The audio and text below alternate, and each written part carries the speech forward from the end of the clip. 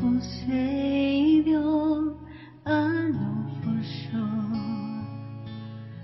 All of my days are held in your hand, grafted into your perfect plan. You gently call me into your presence, guiding me by your Holy Spirit. Teach me, dear Lord, to live all of my life through your eyes.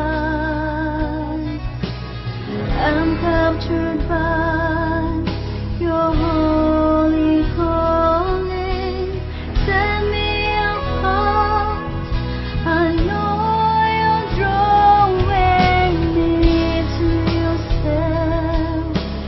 Lead me, Lord, I pray.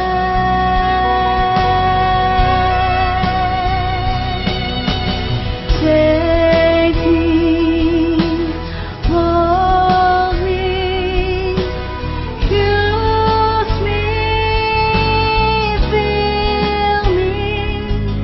I give my life to the Potter's hand. Hold me, guide me, lead me, walk beside me. I give my life to the Potter's hand.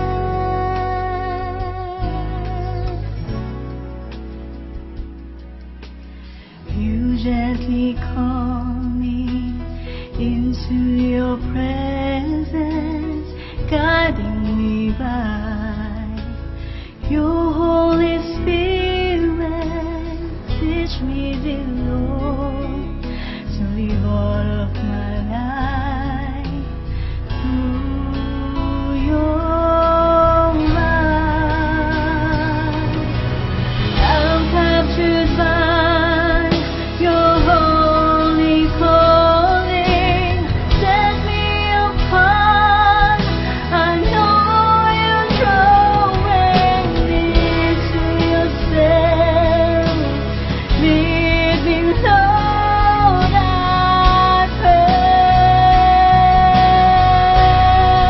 pray.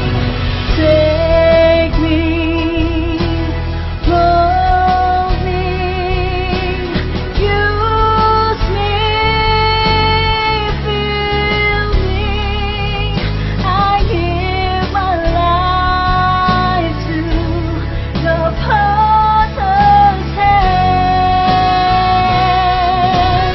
Hold me, guide me, lead me, walk beside me. I give my life to the Potter's hand. Take me, you hold me, use me, fill me. I give my life to the Potter's hand. Hold me, you guide me, lead me, walk beside me. I give my life to the Potter's hand.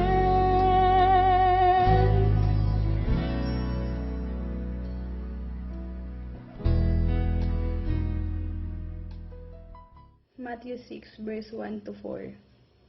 Pag-ingatan ninyong hindi pakitang tao lamang ang paggawa ninyo ng mabuti. Kapag ganyan ang ginawa ninyo, wala kayong matatamong gantimpala buhat sa inyong Ama na nasa langit. Kaya nga, kapag naglilimos ka, huwag mo nang ipag-ingay pa gaya ng ginagawa na mapagkunwari. Naglilimos sila sa mga sinagoga at sa mga lansangan upang sila'y mapuri ng tao. Tandaan ninyo, tinanggap na nila ang kanilang gantimpala. Sa halip, kapag naglilimos ka, huwag mo nang ipaalam ito sa pinakamatalik mong kaibigan. Gawin mong lihim ang iyong paglilimos at ang iyong ama na nakakita sa kabutihang ginagawa mo ng lihim ang siyang magbibigay ng gantimpala sa iyo. Magandang umaga po muli sa lahat ng mga kapatiran sa First Peacemakers Church of Cainta. Pati na ang mga sumusubaybay sa ating programang Pagsambahay Linggo-Linggo. Kasama na dito ang lahat ng mga iglesia na bumubuo sa Missionary Outreach of the Philippines. Mapagpalang araw sa inyong lahat. The secret in giving is giving in secret. This is the core of how giving should be in the New Testament.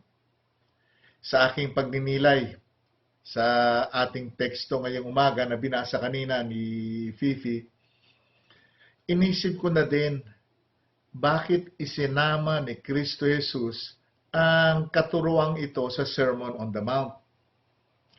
Kasi alam nyo, ang Sermon sa Bundok na binubuo ng chapter 5, chapter 6, at chapter 7 ng Aklat ng Mateo ay kinikilalang Code of Conduct o pangunahing pag-uugali na kumakatawan sa kaharian ng Diyos.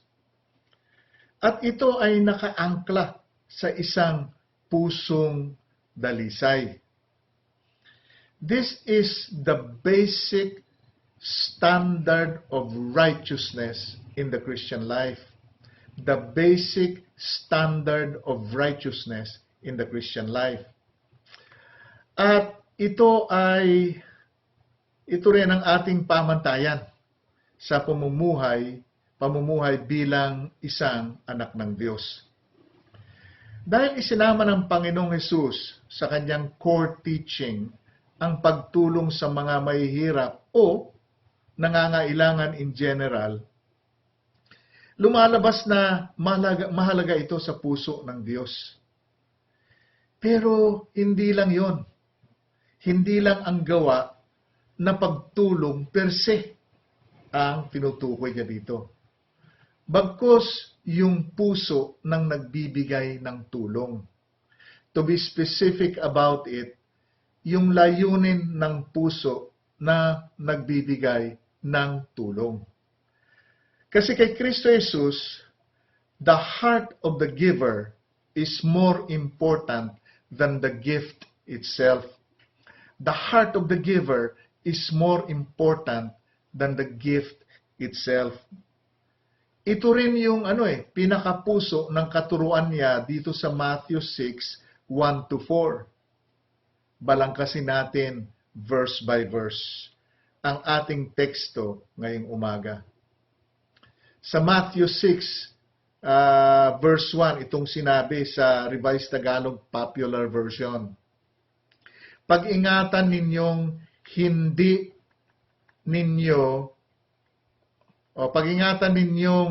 hindi pakitang tao lamang ang paggawa ninyo ng mabuti. Kapag ganyan ang ginawa ninyo, wala na kayong matatamong gantimpala buhat sa inyong Ama na nasa langit. Ganda ng ginamit niya, parang tinumbok niya na dito agad yung pakitang tao. Sa New International Version, ganito naman ang pagkasalin.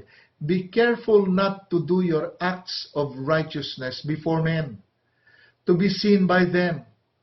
If you do, you will have no reward from your Father in heaven.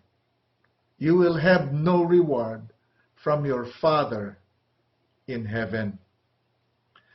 Ang pagtulong sa mga nangangailangan ay tinawag ni Kristo Jesus na acts of righteousness. Sinabi ko na kanina na ang sermon sa bundok ay ang basic standard of righteousness in the Christian life. Kumbaga, ito yung pamantayan sa buhay ng lahat ng mga born-again believers. Ibig sabihin, ang pagtulong sa mga nangangailangan ay bahagi na dapat ng pang-araw-araw na pamumuhay ng lahat ng nakipag-isa kay Kristo. Sa Old Testament pa lang, masusumpungan mo na ang habag ni Yahweh sa mga mahihirap at nangangailangan. Ito ang pahayag niya sa Deuteronomy chapter 5, verse 11. There will always be poor in the land.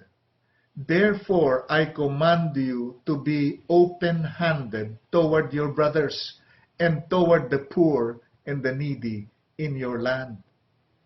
Ulitin ko There will always be poor in the land.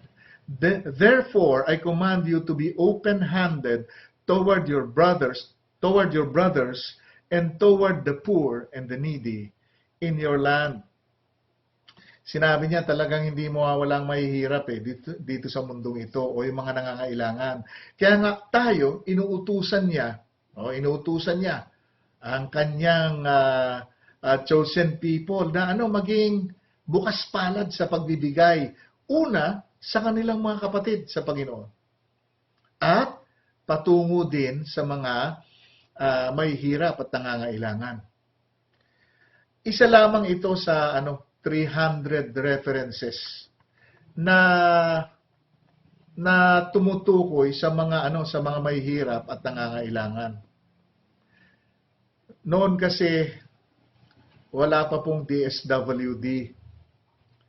Pero bahagi na ito ng misyon ng mga hinirang ng Diyos sa Old Testament at New Testament. At noong ipanganak ang church sa Book of Acts, naging bahagi din ito ng kanilang pang-araw-araw na pamumuhay. Ngunit ito ay ginagawa nila dahil sa kanilang pag-ibig. Mahalaga ang context ng isang katuruan sa Biblia bago ito magkaroon ng linaw sa atin. Sa passage na ito, tinukoy ang context sa verse 2 at ang pinatatamaan ni Kristo Jesus ay ang mga mapag-imbabaw o yung sinabing hypocrites, mga mapag-imbabaw na mga Pariseo. Mahilig po kasi sila na gumawa ng mga kabutihan sa harapan ng madla upang sila ay mapuri. Bagamat tinutupad nila ang hinihingi ng kasulatan na tulungan ang mga mahihirap at nangangailangan, ginagawa nila ito sa pamamaraang kasuklam-suklam sa Diyos.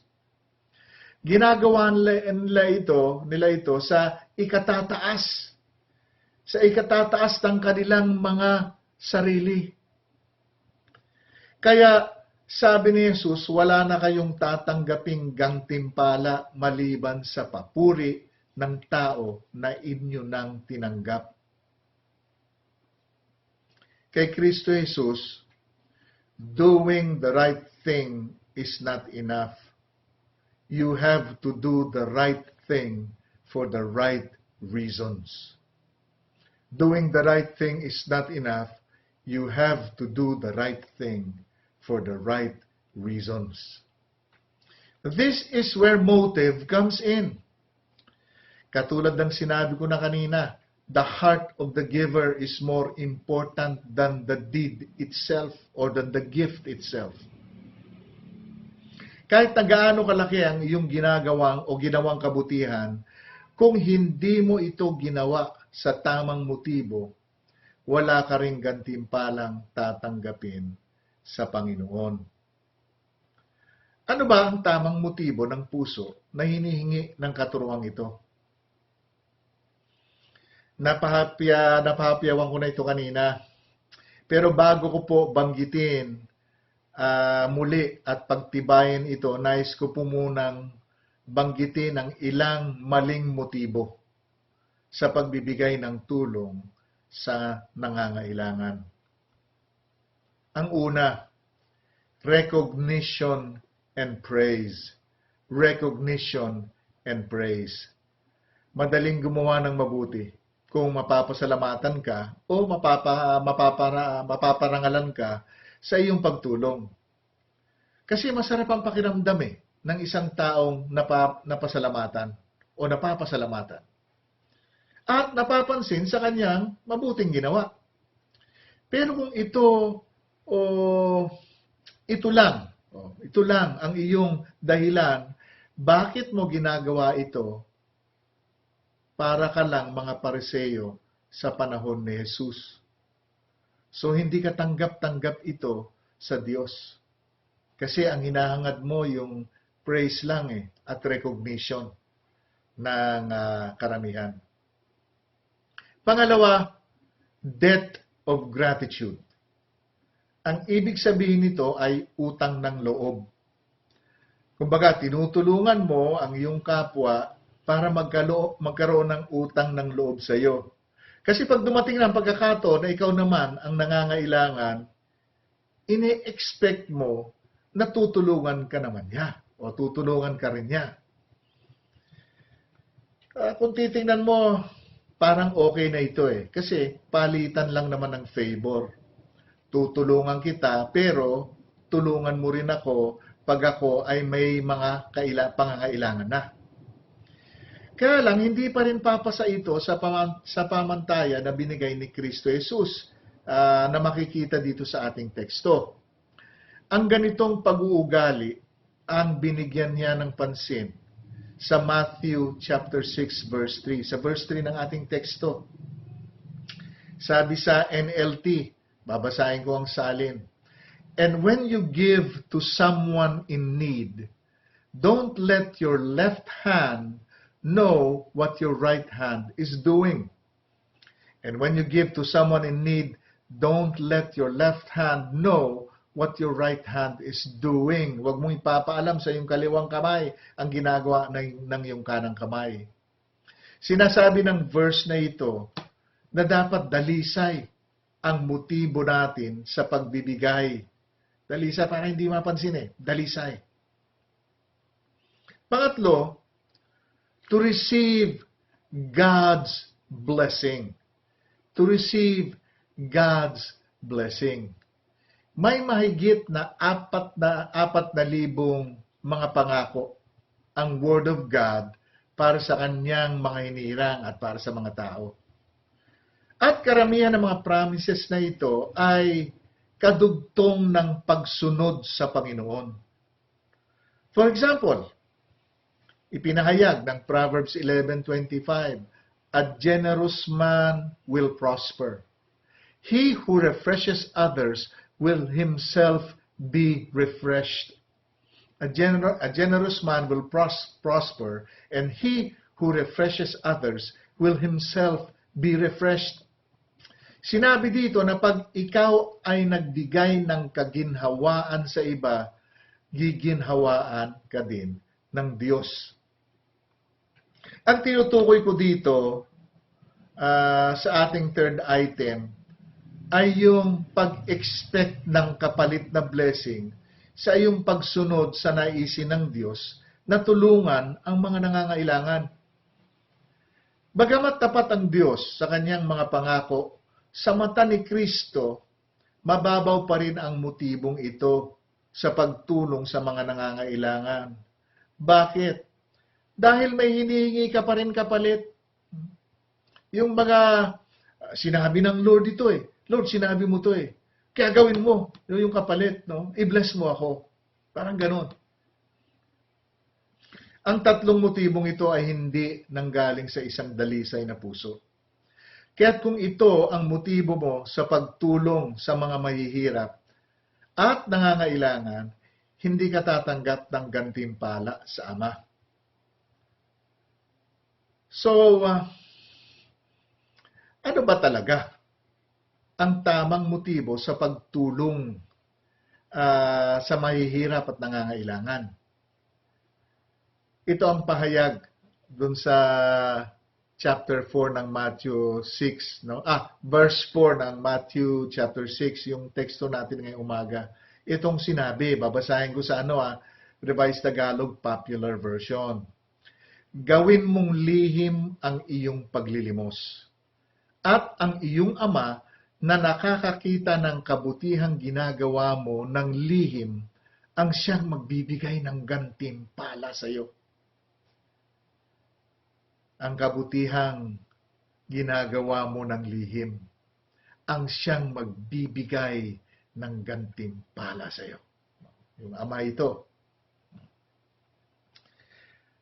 Sabi sa NIV that your giving may be in secret. Then your Father who sees what is done in secret will reward you. Dito ko hinango ang prinsipyo na the secret in giving is to give in secret. Pero ganito ba talaga ang hinihingi na pamamaraan ni Kristo? Patagong pagbibigay? Paano na yung paghatid ng ating mga ikapo at offerings sa tuwing may worship tayo? Di ba lantad ito? Yung pagbibigay ng relief goods sa mga nangangailangan, lantad din ito, di ba? Yung pagdala natin ng ilang sakong bigas para sa relief efforts ng Cainta government, dinocument pa ito ni Mayor Kit. Lantad din ito no? Kasi ang hirap nga naman patagong ibigay ang mga sako ng bigas. Gayunpaman, ito ay lantad. Ano ba talagang ibig sabihin ng Matthew 6:4 na sinabi mo gawin mo in secret? Lahat ng ito. So that Father who sees your work in secret will reward you. Ano ba ang ibig sabihin na ito? Ibig sabihin ito ni Kristo Jesus. Binigyan linaw ni Apostol Pablo yung teaching na ito sa 1 Corinthians 10:31 at sa Colossians chapter 3 verse 23 to 24. Basahin natin Sa 1 Corinthians 10:31, babasahin ko sa Revised Tagalog Popular Version. Ito ang pagkasalin. Kaya nga kung kayo'y kumakain o umiinom o anuman ang ginagawa ninyo, gawin ninyo ang lahat sa ikararangal ng Diyos. Yung ibang versions ang pagkasabi sa ikaluluwalhati ng Diyos. Sa NLT, ganitong pagkasalin sa New Living Translation. So whether you eat or drink or whatever you do, do it all for the glory of God. Gawin mo ang lahat sa ikaluluwalhati ng Diyos. Tapos pinagtibay pa ito, dinagdagan pa, kumbaga binigyan pa ng linaw ito ng Colossians chapter 2 verse 23 to 24. At babasahin ko uli doon sa sa Revised Tagalog Popular Version at ganitong sinabi niya. Ano man ang inyong ginagawa, gawin ninyo ng buong puso na parang sa Panginoon kayo naglilingkod at hindi sa tao. Sa Panginoon hindi sa tao. Verse 24, sapagkat si Kristo ang Panginoon o ang Panginoong pinaglilingkuran ninyo at alalahanin ninyong pagkakalooban kayo ng Panginoon ng gantimpalang inilaan niya para sa inyo. So, ano naman ang ginagawa natin?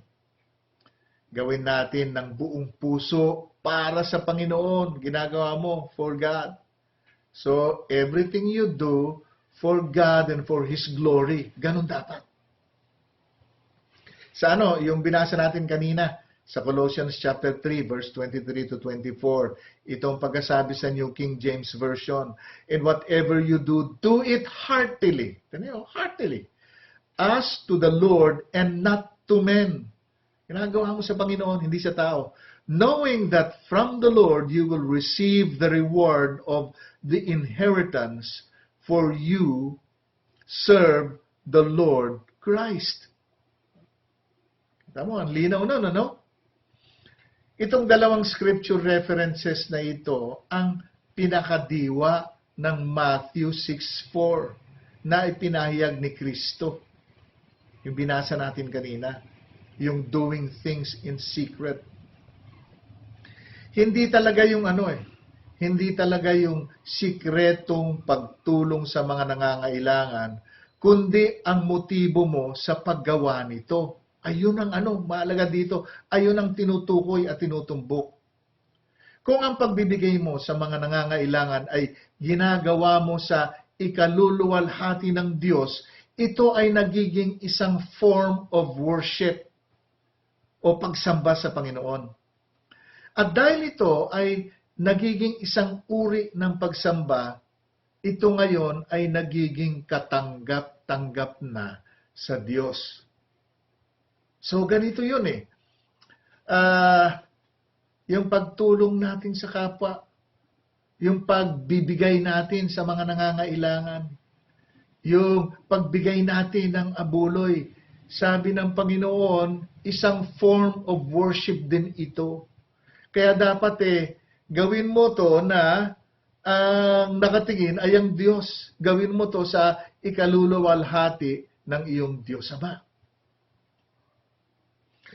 Para sa ating sa ating family activity, gusto kong sagutin natin ang mga sumusunod na katanungan. Siguro ipopost ko din ito sa sa Facebook, sa FPCC natin para masundan ng lahat. Okay, so gawin natin to, yung mga cell group at yung mga at mga sa pamilya natin, gawin natin activity ito. Okay? Sagutin natin mga sumusunod. Number 1, bukod sa pagdidiin ng kahalagahan ng motibo sa pagtulong sa mga nangangailangan, mayroon pa bang ibang dahilan bakit sinabi ni Kristo na gawin ito ng palihim?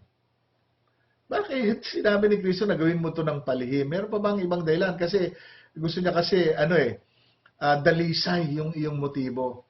Pero bakit niya pa sinabi na gawin ito ng palihim? Meron pa bang ibang benefit dito? O meron bang ibang bagay na gusto niya pang ituro? Number 2, sa Mateo chapter 6, mayroon pang dalawang gawain o activity na itinuturo ni Kristo Jesus na gawin din natin ng palihim. Meron pa dito, basahin niyo, ituloy niyo basahin yung chapter 6 ng Mateo para mahanap na dito. May dalawang activity pa na sinabi ni Kristo Jesus na gawin ninyo ng palihim. Ano-ano ang mga ito? Tapos, bakit niya ito sinama sa mga activity na kailangang gawin ng palihim? Ngayon, dapat bang ilihim parati ang paggawa ng mga bagay na ito? So, ayan po yung number 2, question natin sa activity. Pangatlo, yung ating application. Gumawa ka ng kabutihan o pagtulong sa mga nangangailangan na ikaw lang nakakaalam. Gumawa ka.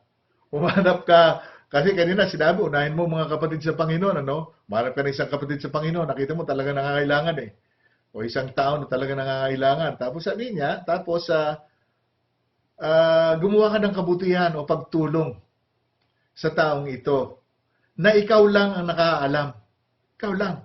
Huwag mong ipagsabi. Tapos sagutin mo ang katanungan na ito, ano ang iyong pakiramdam pagkatapos mong nagawa ito? So, hindi mo na kailangan i-share yung good deed na ginawa mo, pero pwede mo siguro i-share yung pakiramdam mo, ano kayang naramdaman mo nung ginawa mo ito.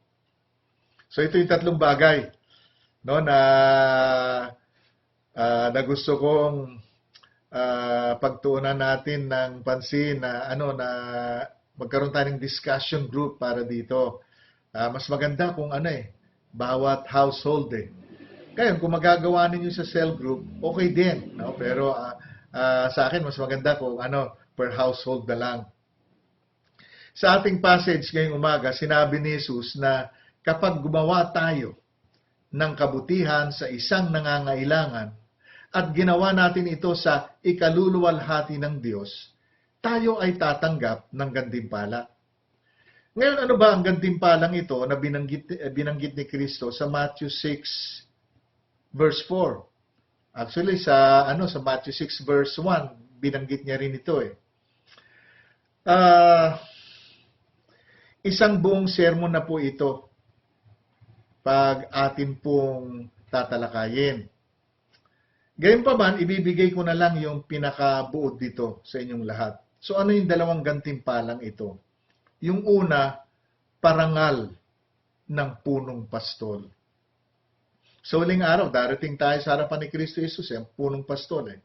At sabi sa Matthew 25:21, lahat ng mga anak niya na naroon na may kaukulang parangal, ganito sasabihin niya, "Well done, my good and faithful servant."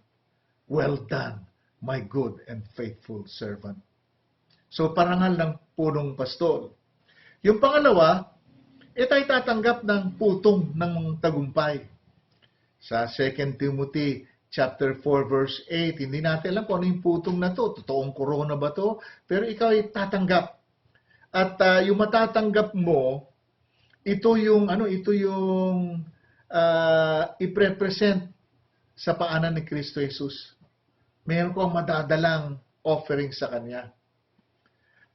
Ngayon, yung mga iba na mga anak ng Diyos na gumagawa lang ng mga good deeds, mabubuting gawa, hindi sa ikalalwalhati ng Diyos, wala silang putong, no?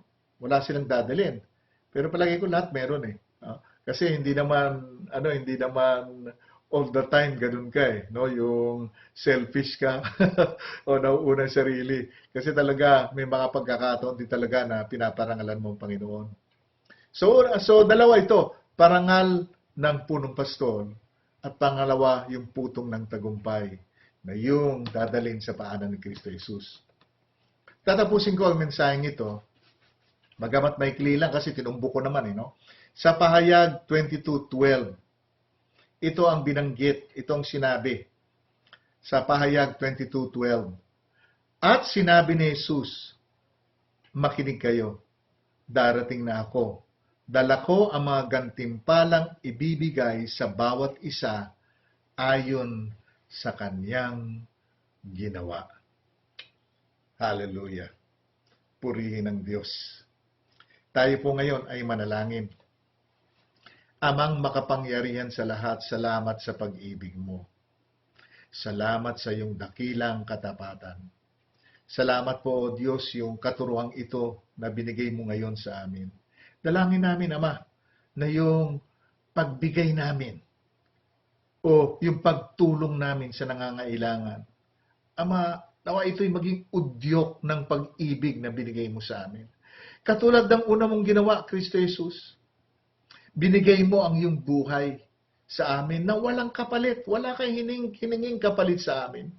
Maliban na lamang na tanggapin, Panginoon, yung kaligtasan na binibigay mo sa lahat. At dalangin namin, Panginoon, parati naming maaalala ito. Every time nagagawa kami ng isang good deed, ng isang mabuting gawa o ng isang pagtulong sa may hirap o sa nangangailangan. Ama, i-empower mo kami na magawa namin ito ngayong linggo na sa part ng aming family activity. Na ikaw ay mapapapurihan at ikaw ay matataas. Salamat po. Ito ang aming dalangin sa pangalan ni Jesus. Amen at Amen.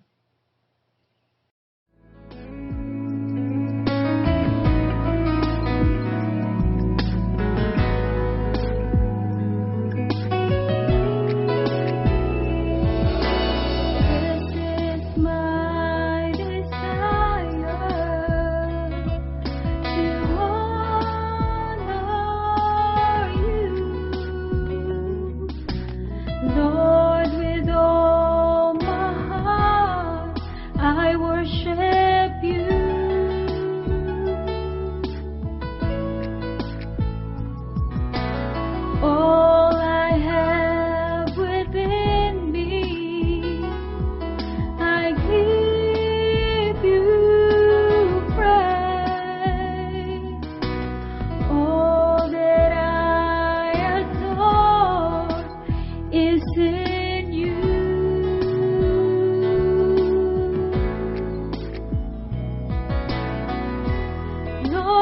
give you my heart, I give you my soul. I live for you alone. Every breath that I take, every moment I'm awake. Lord, have your way in me.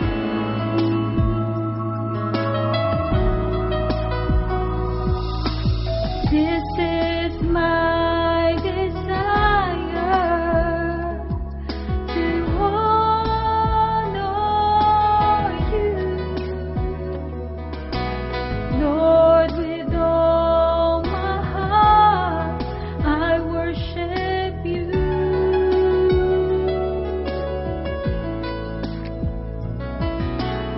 All I have within me, I give you praise.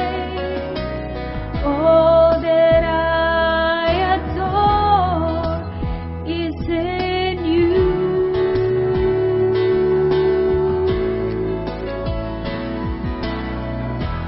Lord, I give you my heart, I give you my soul.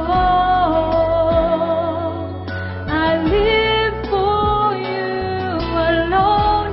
Every breath that I take, every moment I'm awake. Lord, have your way in me. Lord, I give you my heart, I give you my soul.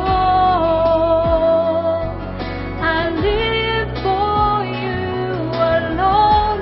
Every breath that I take, every moment I'm awake. Lord, have your way in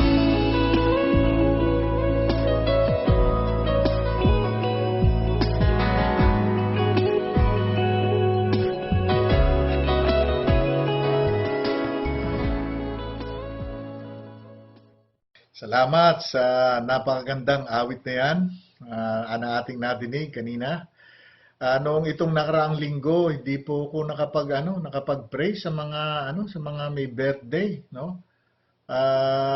Ngayon ata, hindi ko sigurado kung Father's Day ngayon pero hindi bale, ipagpe-pray na rin natin yung mga ama ng tahanan. Tapos yung mga may birthday din at anniversary. So, samahan niyo po ako para ipag-pray ang ating mga kapatid. Amang makapangyarihan sa lahat, pinapanalangin po namin ang aming mga kapatid na magdadaos ang kanilang kaarawan at nagdaos na ng kanilang kaarawan. Ama, dalangin namin o Diyos na ikaw ang siyang pupuno ng sa kanilang sisidlan upang sila o Diyos ay mag-overflow, Panginoon, ng iyong pagpapala at makita ng maraming tao ang kabutihan mo at sila o Diyos ay mahikayat din, Panginoon, sa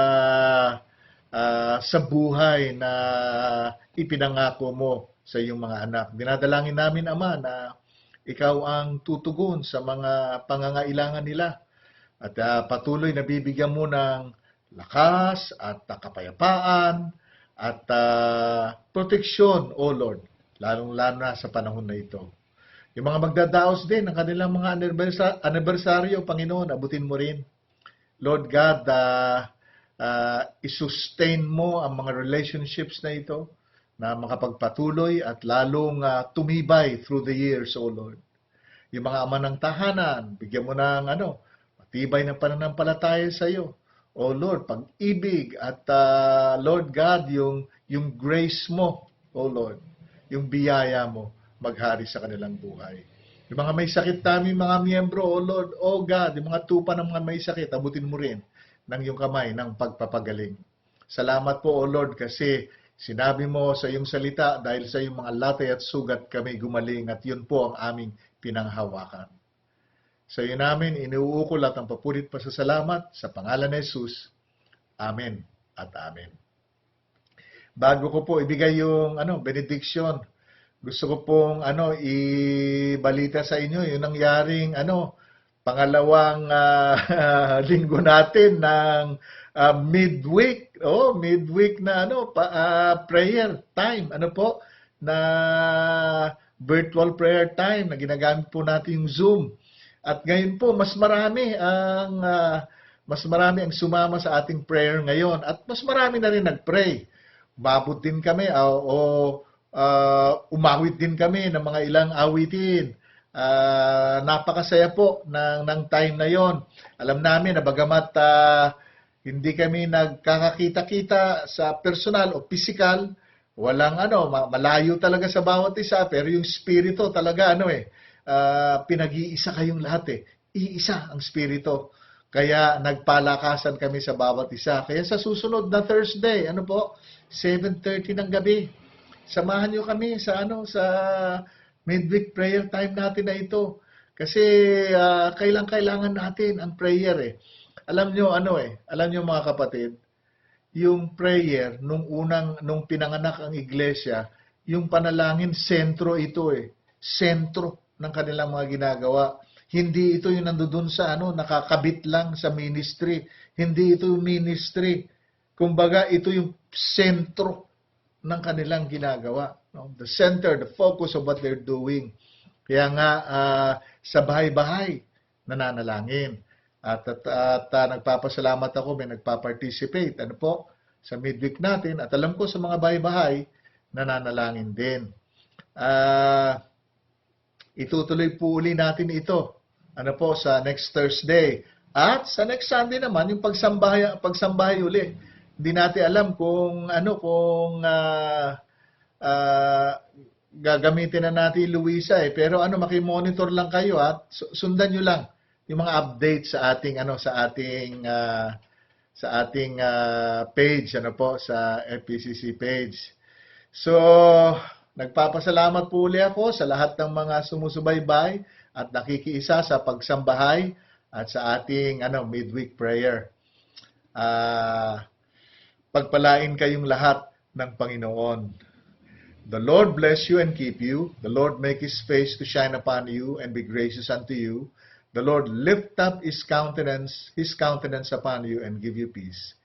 Amen and amen. Hallelujah. Stay safe sa lahat sa inyo. God bless you.